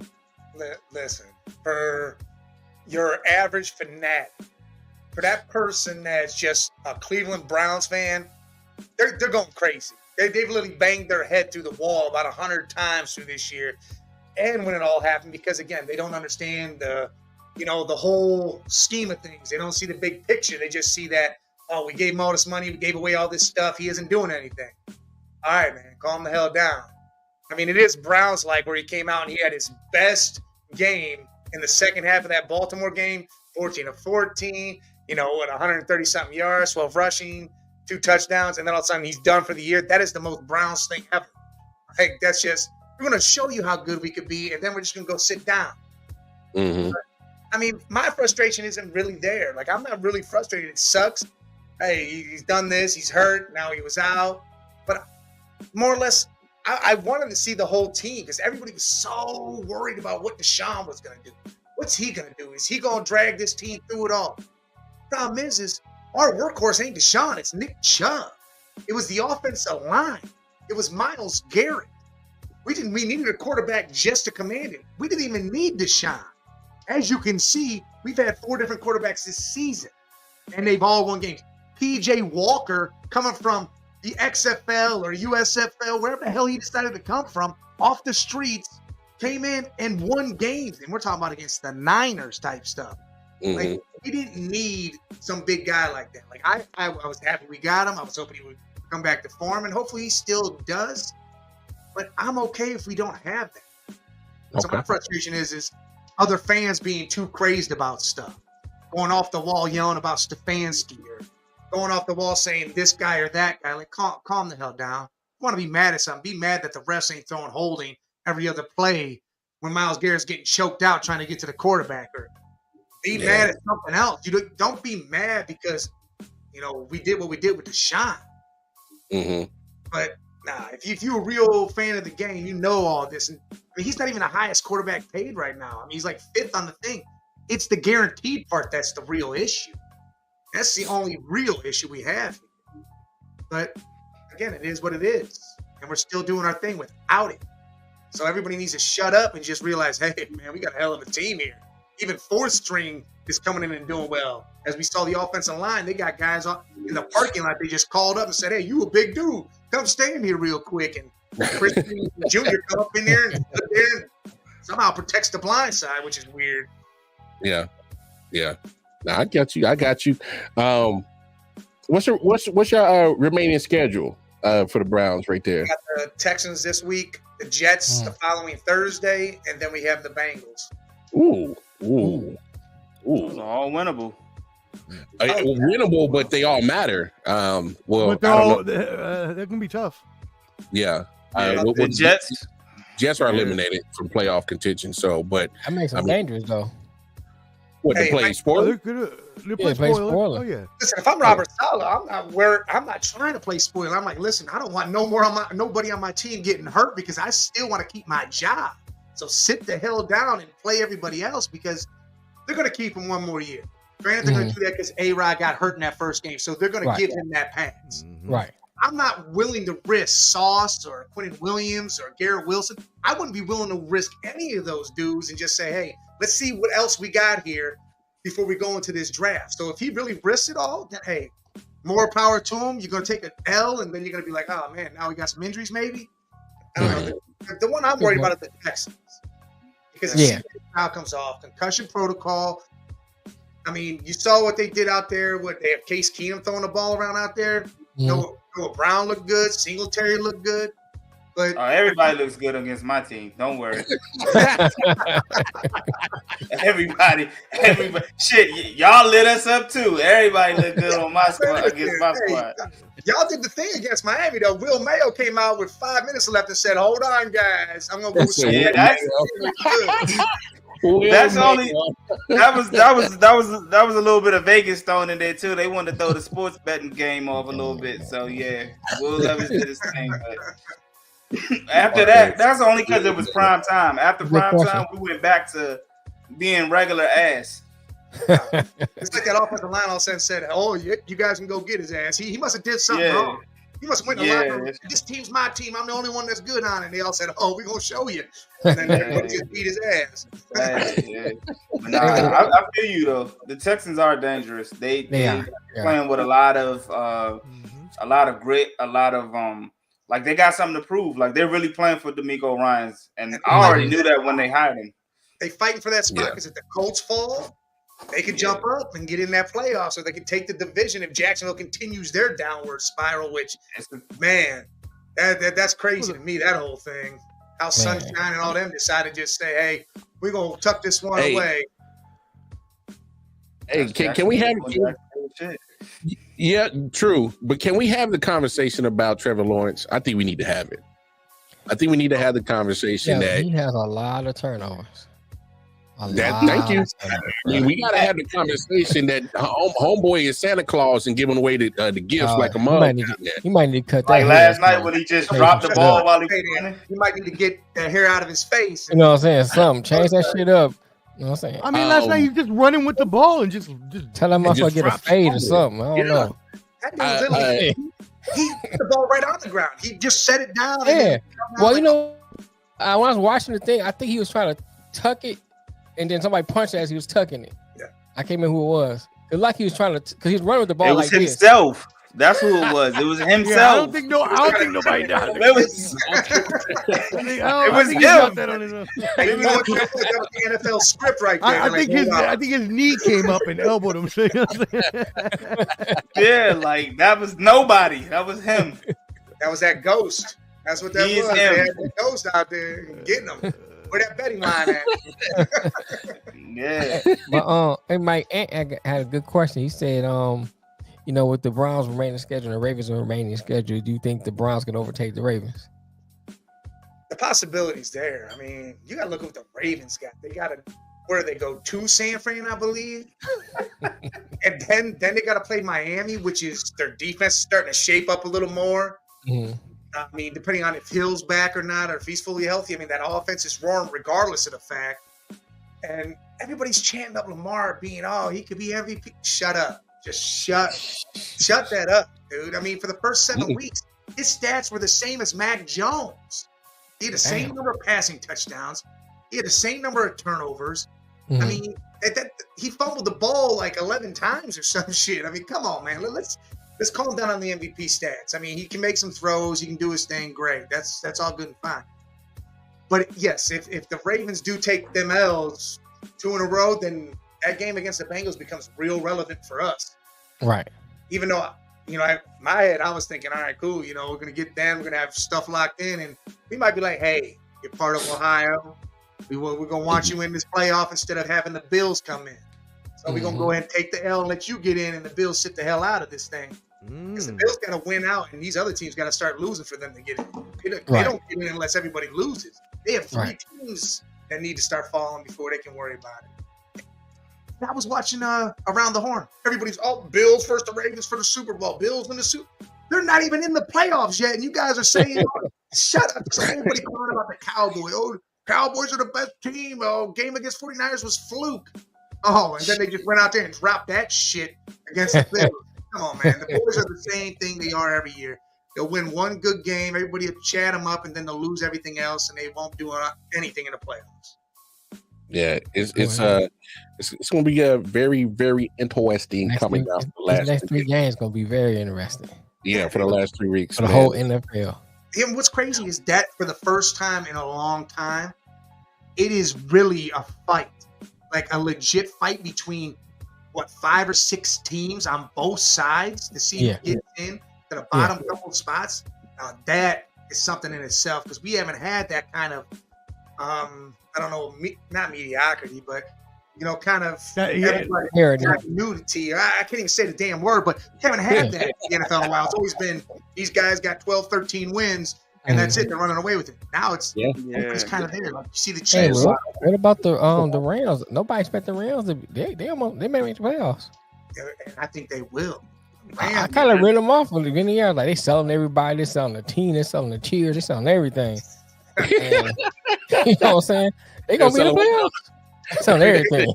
They're getting ready to sell their whole jersey and say, you know what I'm saying? To make themselves, But I also think that's just a testament to the mediocrity that Mike was just talking about. Like, I think instead of looking at it as we have a bunch of teams fighting to get in the lower card spots, I just think there are 6 contenders to win the Super Bowl, 3 on each side, and that's it. I just think the other teams don't really stand much of a chance. So, that's how I feel about it. You know what's crazy? If you put it like that, I think the NFC has more of the powerhouses. Like the AFC is the one that's all like, I mean, if you look at it, the Ravens and the Dolphins are double-digit winners. Everybody else has got the same record. I mean, aren't the Browns tied with the Chiefs and the Jags right now? But they can't go up any further because they can't move up any further, which is crazy to me. Which that needs to be something looked at too. I mean, they beat the Jags, but the Jags, I guess, went in the division. Maybe they need to make it to where none of that shit matters and just best records are going. But I don't know. I don't know. The Ravens could do their thing, but they also could flop. There's just so much you just don't know. The Niners look like the real one. Yeah. Philadelphia's throwing games away. They literally are gift wrapping W's, putting bows on them, and sticking their hands out. And it's just a matter of actually taking the W and running with it. Most of the time, they get scared and they touch it, and then they run away. But, you saw 49ers went in and grabbed that thing and it tore off. Philly looks like they could just measly their way somewhere and then get smacked, and everybody be like, "Oh wow." Yeah. Man, it's wild. Let me ask you, fellas, this: anybody see a guaranteed? Well, obviously, there's no guarantees right now, but for me, the 49ers are probably the only team that sticks out as a team, as a lock that could probably make it to the Super Bowl. Anybody got any different team that they could possibly see going into the Super Bowl as in they'll be there. But right now, I just see the 49ers as the only team that you can probably go to Vegas and put your money on and say, they'll be in the Super Bowl. The only one you would feel comfortable, yeah, but I think just like we were talking about though, right? You look at 49ers are the most complete team, but the Eagles and Dallas could put together a playoff winning run no matter what you think about them. And on the other side, the Ravens and the Dolphins, and if the Browns could figure out a quarterback, maybe even them, but at least the Ravens and Dolphins on the AFC. So you're looking at least 5 teams at a minimum that could win the Super Bowl. Hey, look, you can't leave off the Kansas City refs. Kansas City refs will get up in there. I'm a Raiders fan, so I didn't want to put them in there. Not if Tony out there dropping them passes. Patrick Mahomes over there getting real light skinned. He been real light skinned the last 2 to 3 weeks, man. He on the Darlene like from Roseanne, didn't he, man? He was really crying over there. He said Darlene like. See that flag? He went to Josh Allen. How the fact he went to Josh Allen. You see that offside? And then I was like, oh, maybe he's game enough. Like, just, Hey man. So I ain't gonna to be clear, are you saying that he's like a lesbian? I mean, you never looked at Darlene from Roseanne. He got the same hair, look the same face. That's my point. So you're not trying to say he's a lesbian. He's a little sensitive these days. A little sensitive. Oh, okay. You gotta be clear with me, so I don't know. You know what I'm saying? I don't know where to take this. Hey man. Hey, first of all, Tony. Hey man, if it was up to me, I'd have let this ass in Foxborough yesterday. I'd have left his ass up there. I'd have been like, bro, I'd be like, won't you, bro? If you can't catch these footballs, man, won't you catch a bus back to wherever you think you want to go? Give that man too much credit. I would act like we had to make a pit stop in the middle of nowhere, like Iowa, got off the plane and then left his ass. I would take him somewhere where he knows he can get somewhere and he got friends on the other team. I'd have dropped him off in the middle of nowhere. They gonna stop and hit off a Waffle House and lock him in the bathroom. Put him right in the Denny's, right in the middle of the flight. Go in there and get us moons over Miami and breakfast, and then just take off. It's been tough to handle. Oh my gosh, I can't. Nah, man, but we appreciate all you fellas for hopping on, talking shot with us. Omar, Ball and Buds Sports Entertainment. Check him out on the bottom line. Of course, my man Double J Jiggy J Jones over there. Y'all tap in with him. Man Cave Sports Podcast. We y'all see two man caves over here, man. Like, it's gotta be like some type of a handshake over. Something's gotta happen. There's 2 D man caves on here. a little man cave sports collaboration in the future, possibly. So we'll make that happen. Yeah, I'm gonna grab my tag team partner, Hot Take Jake, and we jumping in. No. Leave Jake where he's at.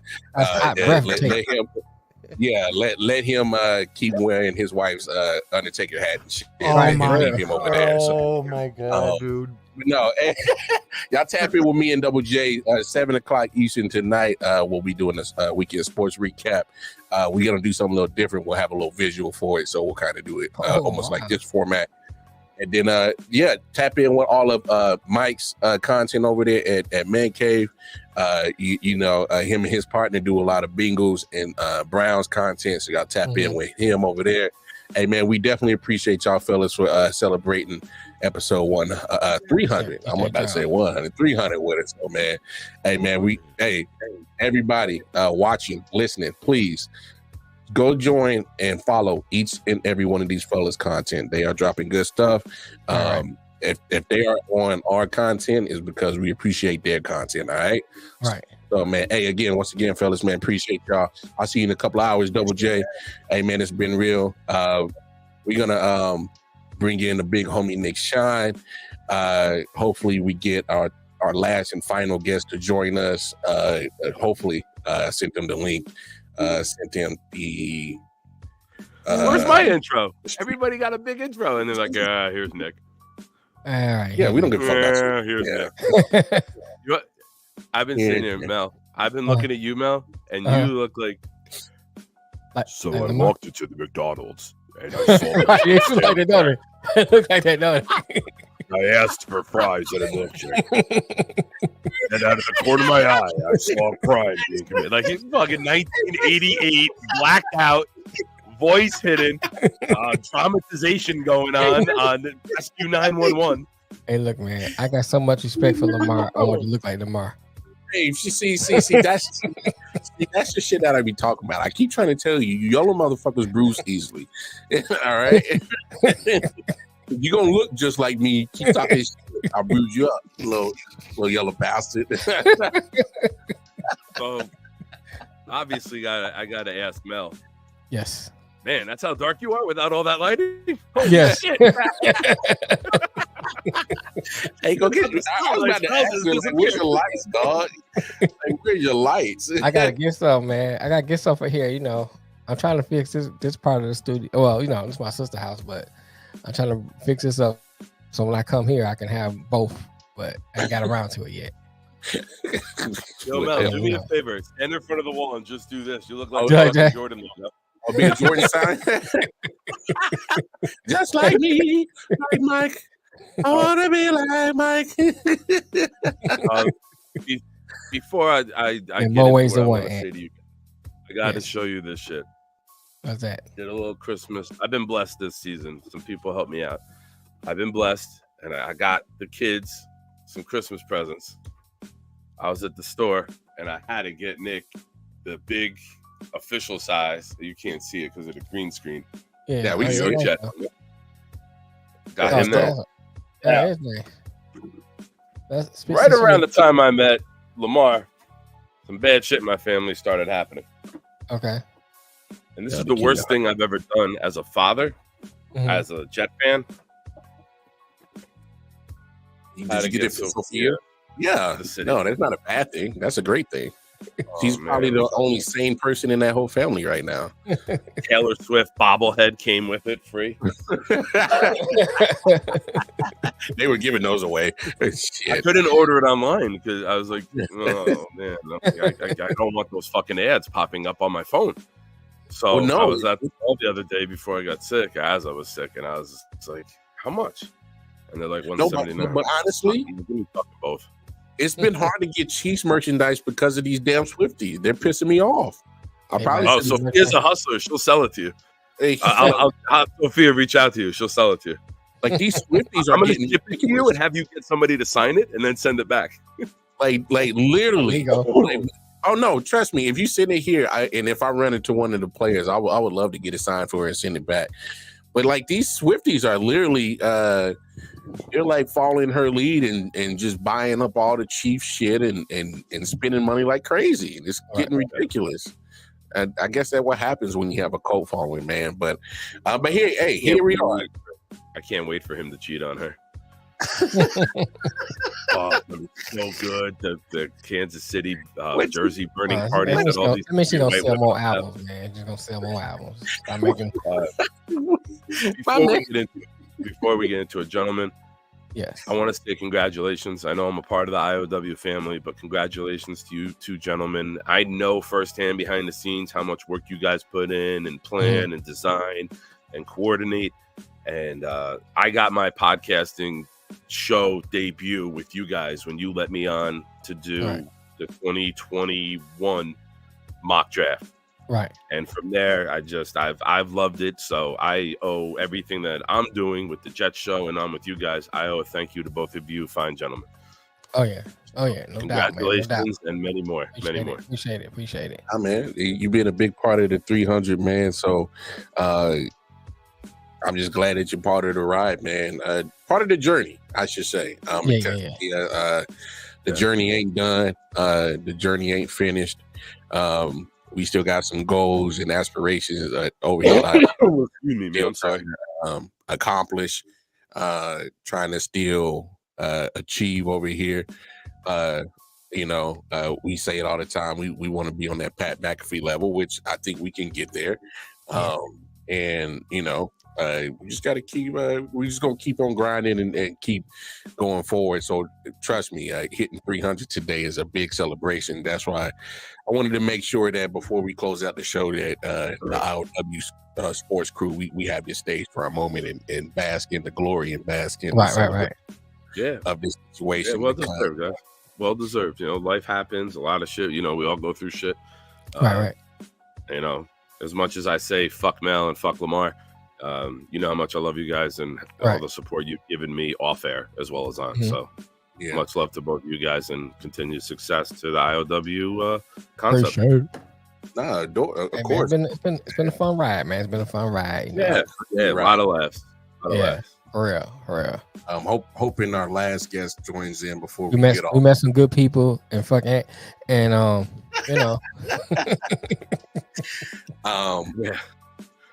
must have did some fucked up shit in the Detroit airport. He got no lighting on him, man. He got like a name like Anita Baker or some shit. He just changed his name. Nobody knows where he is, where he at.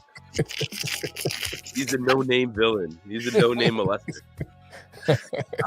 It's not looking good for our last guest. I was hoping he'd be on. I sent him a link and whatnot.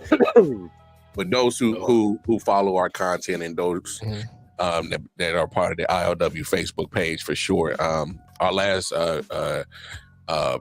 guest was going to be Matt. He is part of the I.O.W. family.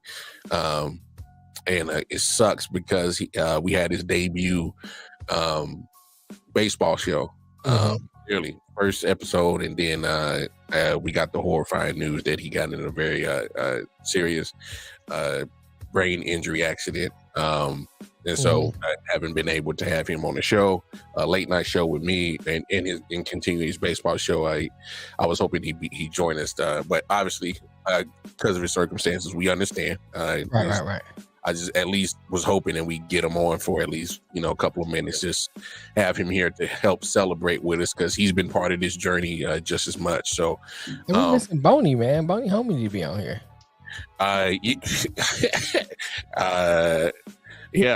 Beast Mo Bones. Definitely want to shout him out. He's part of it too. Yeah, fuck him. He's our basketball correspondent, But he's a weekend update though guy at basketball. He's a true Negro. He come to work when he wants to.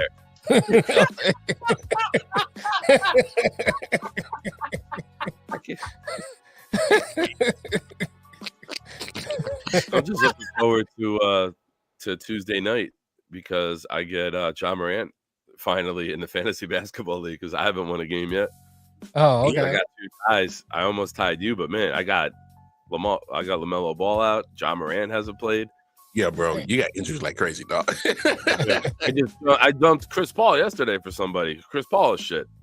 Yeah, so I mean, but I know we're not talking much sports right now, obviously, but and it's a sports show. But I mean, just let us bask in our moment, man. We just celebrating right now. And I know we talk some sports throughout the show, but I'm just glad to be here amongst these 2 gentlemen right here. And just a backstory for those who never understood what I.O.W. meant is I often wonder. And honestly, it was Mel. He's been pretty much the brainchild of this whole thing. I wasn't even supposed to be part of none of this. I mean, this is how crazy this situation is. Mel was starting a podcast, more like a social podcast with our sister Alexis, and they worked together and they started a podcast. I came on 1 episode and then I never left. So I.O.W. Sports is a spawn of I Often Wonder. Correct. And it's just shit. Yeah, I thought it was story. I thought Mel started independent obese women. I thought that was like a dating site he was trying to launch. Hey, that's what it was. Oh, that's the website I be on. That's not the name of the podcast.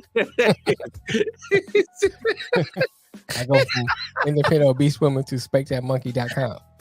Interested obese women? Is that what it was? I.O.W.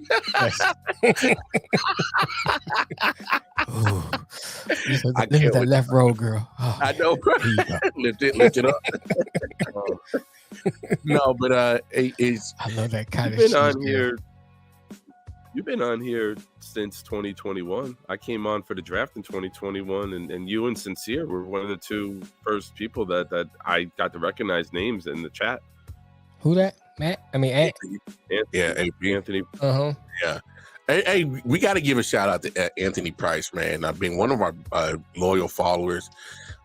Been rocking with us for a while. Yeah. Sincere, back in the days. And hell, that's how even MJ got even on the show. He's like, bro, I want a podcast, and I've been rocking with y'all for a minute, and that's how he ended up being a big part of I.O.W. Even Anthony Price. I think Anthony Price, we got to give you some love because you kind of been a part of I.O.W. as well. Not only a fan, he's made a couple of appearances on the Late Night Owl show. So, look, and he'll support our other shows. He'll pop in on my Jet channel too and say what's up and throw out a question. Not for real. He's a very, very good supporter to have. Thank you, Anthony. No doubt. Thank you, AP. Even though it's still fuck AP in the end, but it's still thank you. It's this celebration right here of episode 300 is not just us three on the screen. This is a testament for those that supported us like AP, for those that supported like MJ and eventually being on the show on a more timely basis. The Sinceres, the Beast Mode Bones, every last person Kofi. Kofi. I forgot to send him a link, send him a shout out, but Kofi, him, good brother Bove. I mean, anybody that has appeared on the last 299 episodes, this is a thank you. Like I said, I know we're not talking much sports right now. You know what? I'm upset with you guys because when you had Jay and Omar on, and I thought I was gonna pop in, I had such a good opening joke because obviously I'd be the only white guy. I feel like Owen Hart when he joined the Nation of Domination. I'm like, God damn! I'm like, you know how long I'll sit on that joke? I'm like, fuck, let me the fucking show, man. I was like a volcano about the first. Hey, you would have killed me if you came in with the, it's I.O.W. Yo, you would have killed me. Dude, I'm so sick. It's probably puffy and swollen. I can't even do the D-Lo because my head is so congested. Nah, man, like I said, from Jay and Melvin Wall from Man Down, they've been on the show numerous times. Chris LaCour, he's been on. I mean, we can talk about a lot of shout out to Chop Sports. Those fellas been on. Dave and Gucci, they've been on. Tito. What's my man? What's other dude name that's out? It's another Jets fan that was on here. Jeremy. Yeah. Tito, Italy. Yep. Italy Jets fan. Illy Jet, shout out to him. Jeff Salmon. When we had Jeff Salmon on here, Jeff Salmon on here a while back. Man, that seems like forever ago. Whew. Yeah, I contacted him. He couldn't come on. Yeah, Alexis Innocent. We gotta give a shout out to her. I mean, she started the sports show with us when we first initially started. She was on here. Yeah. She was part of I Often Wondered in the glory years over there. Don't think I Often Wondered's dead. It's just that we broke over here, so we got to work. So we can't. I've been doing my other shows on there, so it kind of keeps it going. So we can't work. We can't podcast all the time. We broke over here. We got so we got bills. So until we get to that point, we'll bring it back. No worries. It'll be back in full force. Right. We try and get the radio station back too. So that radio station was fun, man. Who else been on with us, man, throughout these 300 episodes? I got to give a shout out to Derek. What about Ant? Not that Anthony. Anthony Roger. Yeah, Roger. Yeah. AR. He'll be on with us Thursday. He part of the show. Yeah, AR said he couldn't make it today, so definitely want to shout out to AR, man. He's been doing this thing. Him, like I said, all the people that's been on the championship weekends, Lance Twidwell, Smith, Mr. Rand from the Pewter podcast, and it's been a hell of a lot of people have been on here. Tanner from Let's Talk Sports. Right. If y'all remember anybody else, throw their name out there. And rest in peace to Dan and Dave from Let's Talk Sports. Oh yeah. Definitely. Dave Harris got me in touch with a lot of people who throughout these last couple of years that I've done collaborations with. So definitely RIP to him. And that was his whole vision and dream, is to just connect people. Yeah. It was so selfless with everything that he did, to just never ask for anything in return.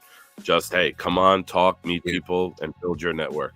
And we trying, AP. Trust me. I didn't reach out to a couple brands and stuff like that. It's tough with YouTube. You can't. They got to advertise through YouTube, because YouTube will shut the channel down if you start doing advertising. Because they want their money too. So, we got Micro Mike. Oh yeah. From Detroit. He does Detroit Lions content.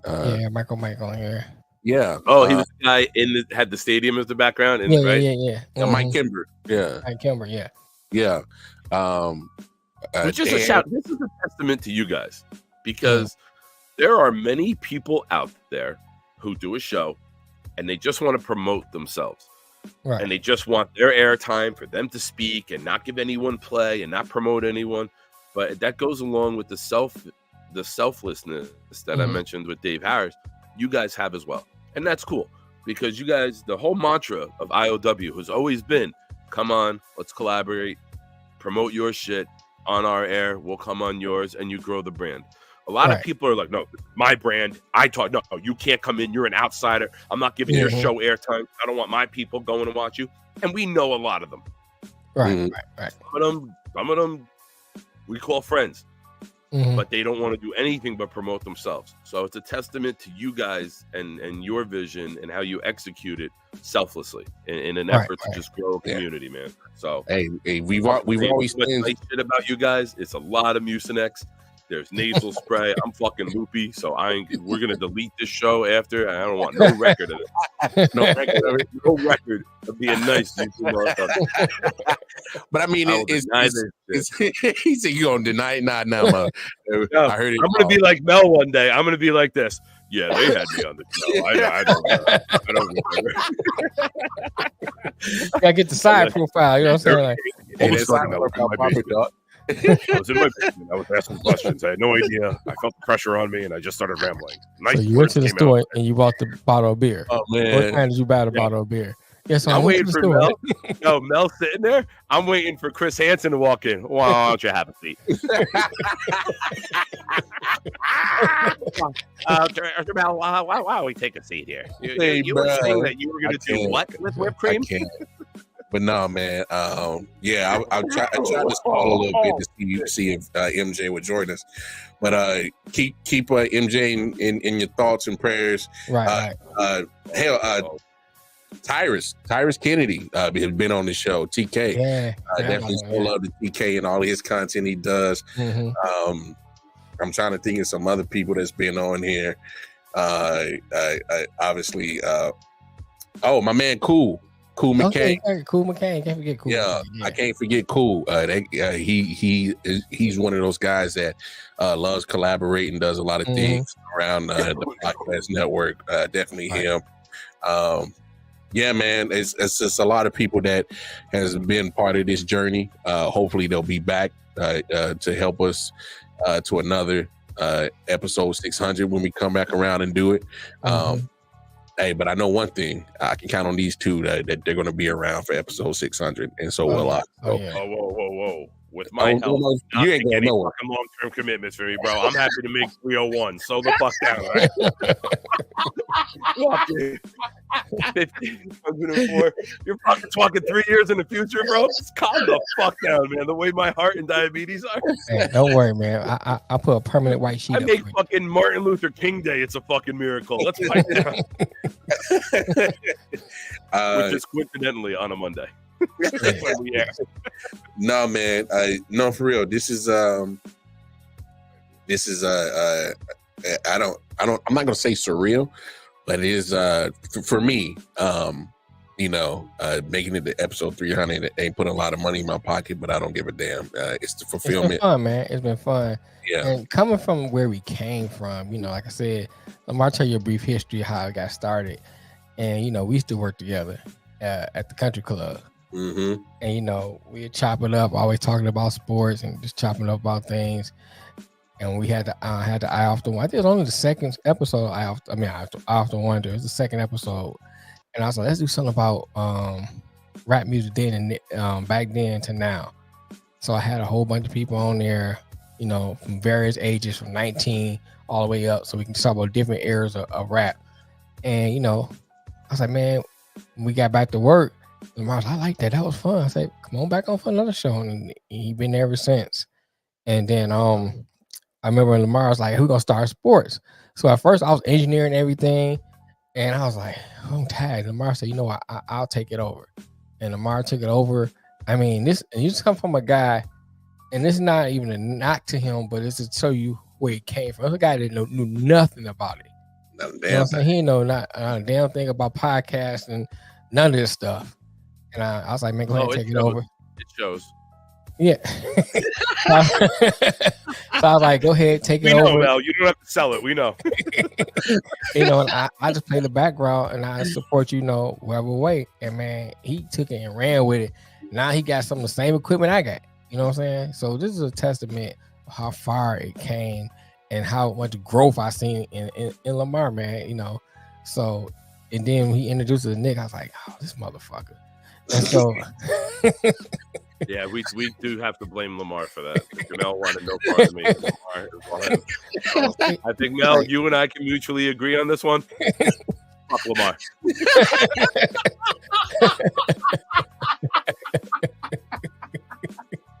Hey man, I agree, Mel. We wouldn't have our relationship without Lamar. So, Anthony,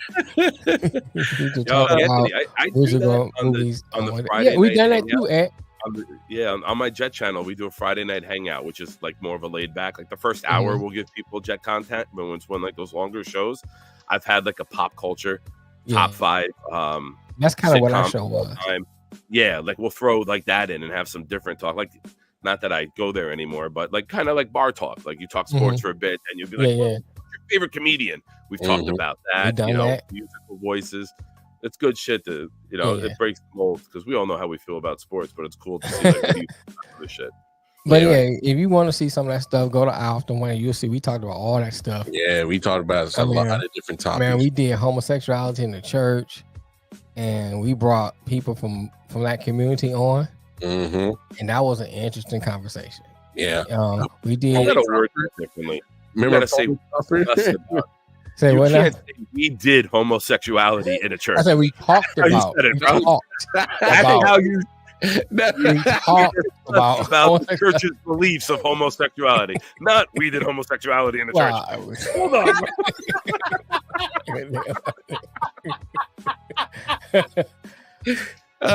You gotta put a comma or a pause in there somewhere, bro. You gotta like, whoa, back up. The church's beliefs on homosexuality. So we brought different. Hey, we did a show with a series actually about sex. We had a sex therapist on. Yeah, we talked about BDSM. We brought somebody from that community on. Pony Trumper, I remember him. Yeah, Pony Trumper. And man, that was a good show. That was a good show. And I'm bringing those things up to show you how my auntie's even been on this show. Yep. So like, man, my sister been on here. Yeah, my sister's been on the sports show. My sister been on the show. Yep. My brother-in-law been on a sports show. Mm-hmm. Then I brought a lot of my family members on the other show when we did the Black History 28 days for Black History. Yeah. So I had like one of my cousins was part of the US movement, which helped, and then was part of some of the movement, a lot of black movements in California. He helped get Kwanzaa started, stuff like that. And so we brought him on, and another of my cousins who identifies Native American, and she's a health guru, and she does beauty pageants. And so, I have another aunt who's one of the first black senators in Michigan. And so, we did a lot of stuff, man, that, it's just amazing, of where we come from, where we came from, and and I joke a lot about around with Nick and everything, but when it comes to statistics between him and Matt, but Matt more in baseball, Nick more in football, and Nick's knowledge of the draft, I mean, I think it brings another element that took our show to another level. It surely did. Yeah. So, I think that the combination of all three of us, we have our own separate personalities. Saved your ass because you was gonna be a guest, and that was gonna be it, bro. That draft saved your ass. I was gonna hit it and quit it real quick, and I do a round one mock. And you two some motherfuckers talked off air like, let's invite him to be a regular. Hey man, oh, man, they're so nice. I got it. Hey man, look, I recognize when I see talent or I see things that can be a good way to solidify what we have. I'm not afraid to say, hey, bring this person on, because I know what I can do. It's like we talk about cooking. Lamar has a cooking background. I'm not afraid of somebody that comes in who knows how to cook, because I know what I can do. That doesn't make me afraid. If it's something they know I don't know, I learn that so I can be better. Mm-hmm. I think like with stuff like this, you can't be afraid of what somebody else may know. You be secure in what you can do. And I think all three of us have our own separate talent, but together we make a good show. Yeah. Yeah. So absolutely, man. That was that was well said. That was poetic, bro. Poetic as hell. I'm just trying to be nice. I'm playing FanDuel blackjack for real money, and I need good karma, so I can't drop the fuck no right now. This motherfucker. I've been on a very, very nice run. I paid for these helmets. Oh man, no. We're gonna shut it down. Like I said, we were stalling. Hopefully, Matt could join us, just because we just wanted to hear his voice and let you guys following us just to. Let's honor Matt, right? Fuck your Jets. Fuck Otani. Go Florida. Go Arizona. Eli Manning is the best quarterback ever live. we in the swamp. You know what I'm saying? Wow, bro. Daniel Jones is going to be good. Right. I love it. No, and fuck your team. That's my bad. I'm sick. I can't do like boy chamber. Man, fuck your team. Nah, no doubt, man. He sends it in text. He says it on air. He says it in the chat. Yeah. That's what I'm talking about. 28 against 5. Yeah, we gonna keep MJ in our thoughts and prayers, man, because he's on a long journey, especially to his tough wife, Julia. She's been trooper, and his family. So I was hoping he'd get on here with us, but looked like it's not gonna happen. But it's all right.